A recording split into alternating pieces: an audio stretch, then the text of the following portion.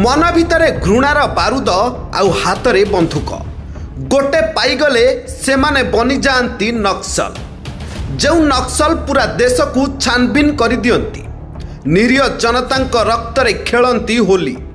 लाल आतंक खेलाई तांडव रचंती एही नक्सल। आउ सेदिन थिला खूब भयंकर समय।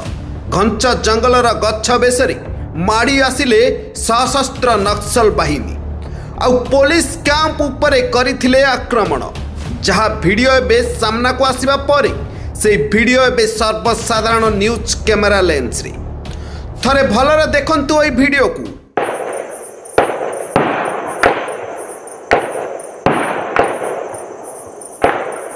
केमिति गच्छ लताधारी बेसरी सेदिन आक्रमण करने को आसीथिले नक्सल। मालकानगिरी जिला सीमांत छत्तीसगढ़ राज्यर सुकुमा जिला धर्मावरम पुलिस कैंप उपरि नक्सल करथिले आक्रमण। बीजापुर सुकुमा जिला सीमारे अवस्थित धर्मवरम पुलिस कैंप रे थिबा अस्त्रशस्त्र लूट करने उद्देश्य रे करथिले यह आक्रमण।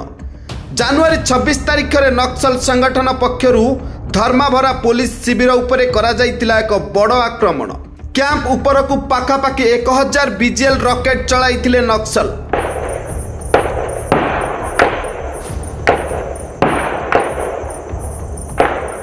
आक्रमण पर धर्मावरम पुलिस कैंप रु पाखापाखि आखपाखु पाखापाखि 300 बीजीएल रॉकेट जीवंत सेल पुलिस जबत करिछि। पाखापाखि 400 रु ऊर्ध्व नक्सल धर्मावरम पुलिस कैंप उपरे करिथिले आक्रमण। नक्सल माने सुरक्षा बाहिनी शिविर रे प्रवेश करिबा पई जंगली घास रे तैयारी स्वतंत्र पोशाक पिंधि करिथिले आक्रमण। नक्सल का यह आक्रमण पालटा जवाब देइथिले जवान। एही आक्रमण रे नक्सल संगठन 3 जन नक्सल का मृत्यु होइतिला परे स्वीकार करिथिले नक्सल। घटना पर बहु संख्या रे जवान को हत्या और आहत करिथिबा नक्सल माने मध्य दाबी करिथिले। मालकानगिरी निरंजन मल्लंक रिपोर्ट सर्वसाधारण न्यूज।